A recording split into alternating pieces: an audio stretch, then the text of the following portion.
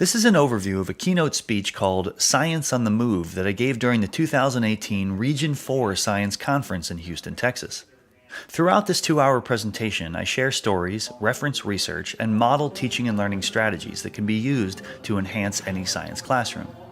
Science is all about designing the future. To do this, we must be informed, think creatively, and be able to communicate.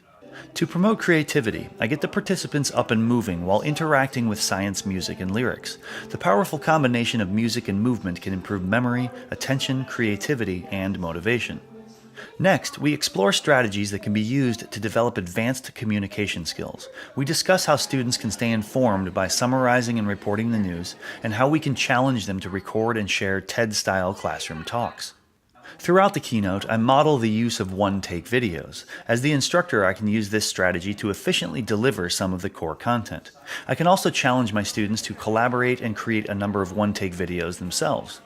This allows them to rapidly create and publish artifacts of their learning. At the end of each lesson, I ask the participants to record a one-take video in order to communicate their perspective or simply teach the information back to me. This is a powerful strategy for any classroom, and according to research, if you want students to remember something, just point a camera in their direction and challenge them to teach.